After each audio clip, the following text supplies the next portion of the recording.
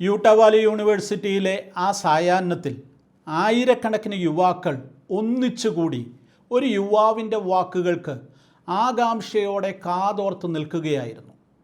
31 വയസ്സ് മാത്രം പ്രായമുള്ള ചാർലി കിർക്ക് എന്ന യുവാവ് ഒരു രാഷ്ട്രീയ നേതാവിനേക്കാൾ ഉപരി ചുരുങ്ങിയ കാലഘട്ടം കൊണ്ട് ഒരു പുതിയ ആത്മീയ ഉണർവിൻ്റെ തീപ്പൊരിയായി മാറിക്കഴിഞ്ഞിരുന്നു. യേശുവാണ് ഏറ്റവും പ്രധാനം എന്നതായിരുന്നു അദ്ദേഹത്തിൻ്റെ ഏറ്റവും പ്രസക്തമായ വാക്കുകൾ. അമേരിക്കൻ യുവത്വത്തിൻ്റെ ആത്മീയ ശൂന്യതയിലേക്ക് വചനത്തിൻ്റെയും ക്രിസ്തുവിശ്വാസത്തിൻ്റെയും തീക്കനലുകൾ കോരിയിട്ട് അവരെ വീണ്ടും വിശ്വാസത്തിൻ്റെ തീനാളങ്ങളാക്കാൻ നിയോഗമേറ്റെടുത്ത ആ യുവ പോരാളിക്ക് വലിയ സ്വപ്നങ്ങളുണ്ടായിരുന്നു, അതിശക്തമായ ഒരു ഉണർവിൻ്റെ സ്വപ്നം. പക്ഷേ പെട്ടെന്നെല്ലാം നിലച്ചു. ഒരു വെടിയൊച്ച, ചീറിപ്പാഞ്ഞെത്തിയ ഒരു ബുള്ളറ്റ്. വാക്കുകൾ നിലച്ചു, ആവേശം നിശ്ചലമായി, വെളിച്ചം മങ്ങി. ആൾക്കൂട്ടത്തിൻ്റെ നിലവിളി ഉയർന്ന നിമിഷം അമേരിക്കയിലെ ഏറ്റവും സ്വാധീനമുള്ള യുവ നേതാവ് ചാർലി കിർക്ക് വീണു. വെറുപ്പിൻ്റെയും തിന്മയുടെയും ശക്തികൾ ഒരു മാത്ര വിജയിച്ചുവെന്ന് തെറ്റിദ്ധരിക്കപ്പെട്ട സമയം. ക്രിസ്തീയ ലോകത്തിന് അത് വെറുമൊരു മരണമായിരുന്നില്ല, മഹത്വപൂർണമായൊരു രക്തസാക്ഷിത്വമായിരുന്നു. മരണം ഒരു കൊടുങ്കാറ്റായി മാറുന്നതാണ് ലോകം പിന്നെ കാണുന്നത്. കിർക്ക് വെടിയേറ്റ് കൊല്ലപ്പെട്ടതിന് തൊട്ടു പിന്നാലെ സോഷ്യൽ മീഡിയയിൽ, സെർച്ച് എഞ്ചിനുകളിൽ ക്രിസ്തുമതം എന്ന വാക്കിനായുള്ള തിരച്ചിൽ ആരംഭിച്ചു. യേശു, സഭ, ഉണർവ് എന്നീ വാക്കുകൾ സമൂഹ മാധ്യമങ്ങളിൽ തരംഗമായി മാറി. Texas A&M, Liberty University, Utah Valley University, അമേരിക്കയിലുടനീളം ആയിരക്കണക്കിന് വിദ്യാർത്ഥികൾ ഒത്തുചേർന്ന് പ്രാർത്ഥനാ യോഗങ്ങൾ നടത്തി. ഇത് അമേരിക്കയിലെ മാത്രം ഒരു പ്രതിഭാസമായി ഒതുങ്ങി നിന്നില്ല. ഫിനിക്സിലെ ടേണിംഗ് പോയിൻ്റ് USA ആസ്ഥാനത്തും ലണ്ടനിലെ തെരുവുകളിലും ദക്ഷിണ കൊറിയയിലെ സിയോളിലുമെല്ലാം പ്രാർത്ഥനാ റാലികൾ സംഘടിപ്പിക്കപ്പെട്ടു. ആയിരങ്ങൾ അതിൽ ആവേശത്തോടെ പങ്കെടുത്തു. കിർക്ക് വിശ്വാസത്തിനു വേണ്ടിയുള്ള രക്തസാക്ഷിയാണെന്നും ഈ മരണം ഒരു ആത്മീയ യുദ്ധത്തിൻ്റെ ഭാഗമാണെന്നും ആയിരങ്ങൾ ഒരേ നാവോടെ ഏറ്റുപറഞ്ഞു. സഭാപിതാവായ തെർത്തുല്യൻ ഒരിക്കൽ പറഞ്ഞു, രക്തസാക്ഷികളുടെ രക്തം സഭയുടെ വിത്താണ്. പ്രസിദ്ധമായ വാക്കുകളുടെ ആധുനിക കാലത്തെ മികച്ച ഉദാഹരണമായി ഈ സംഭവം മാറ്റപ്പെട്ടു. ശത്രുക്കൾ ഒരു തീപ്പൊരി അണയ്ക്കാൻ ശ്രമിച്ചപ്പോൾ അതൊരു കാട്ടുതീയായി പടർന്നു പിടിച്ചു.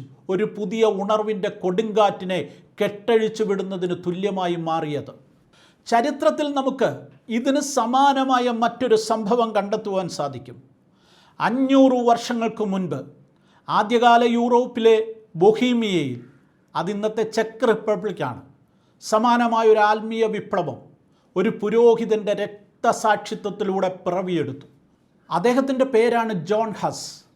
സാധാരണക്കാർക്ക് മനസ്സിലാകാത്ത ലാറ്റിൻ ഭാഷയിൽ കത്തോലിക്ക സഭ ആരാധനകളും വചനപ്രസംഗങ്ങളും നടത്തിയിരുന്ന കാലത്ത്, സാധാരണക്കാരന് ബൈബിൾ വായിക്കുവാൻ അവകാശമില്ലാതിരുന്നൊരു കാലത്ത് ജോൺ ഹസ് സാധാരണക്കാരുടെ ഭാഷയായ ചെക്ക് ഭാഷയിൽ ദൈവവചനം പ്രസംഗിച്ചു.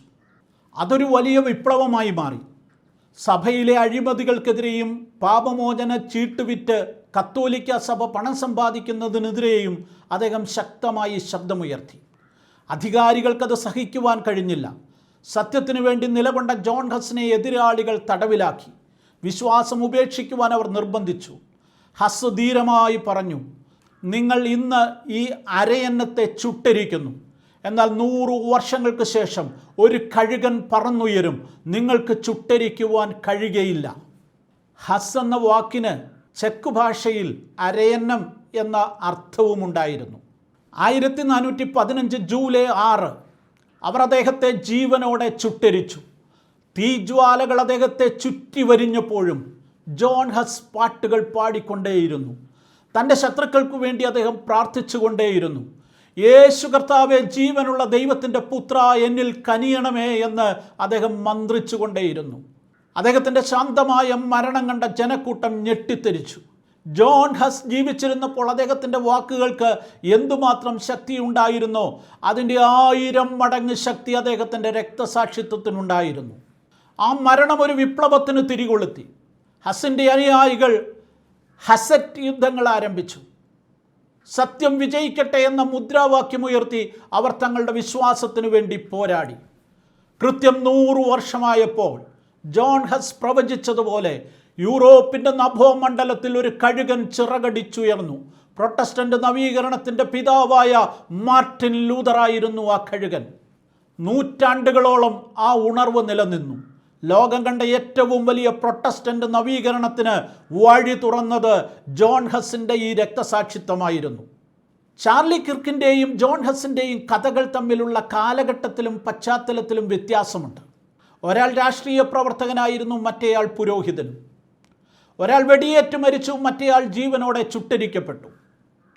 പക്ഷേ അവരുടെ മരണങ്ങൾ ഒരു പുതിയ ഉണർവിനുള്ള വിത്തുകളായി മാറി, ഒരു വലിയ മാറ്റത്തിൻ്റെ തുടക്കമായി.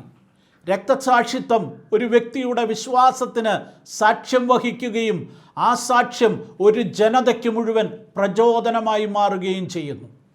ഇന്ന് നമുക്ക് മുന്നിലും ഒരു ആത്മീയ ശൂന്യതയുണ്ട്. എന്നാൽ ഇരുളടഞ്ഞ ഈ കാലഘട്ടത്തിലും ഒരു ഉണർവ് സാധ്യമാണെന്ന് ഈ രക്തസാക്ഷികളുടെ കഥ നമ്മെ ഓർപ്പിക്കുന്നു. രാഷ്ട്രീയമായ ഒരു രക്തസാക്ഷിത്വം പോലും ആത്മീയ ഉണർവിന് കാരണമാകുന്നുണ്ടെങ്കിൽ വിശ്വാസത്തിനു വേണ്ടി നമ്മൾ നടത്തുന്ന ഓരോ ചെറിയ ത്യാഗത്തിനും എത്രമാത്രം ശക്തിയുണ്ടെന്ന് തിരിച്ചറിയുക. നമ്മുടെ വിശ്വാസത്തിനു വേണ്ടി ധീരമായി നിലകൊള്ളുവാൻ നമുക്ക് ഈ അവസരത്തിൽ പ്രതിജ്ഞ എടുക്കാം. കാരണം രക്തസാക്ഷികളുടെ രക്തം എക്കാലത്തും സഭയുടെ വിത്താണ്. ഈ ഉണർവിന് കാരണമാകുവാൻ നമുക്കും നമ്മെ തന്നെ സമർപ്പിക്കുവാൻ സാധിക്കട്ടെ.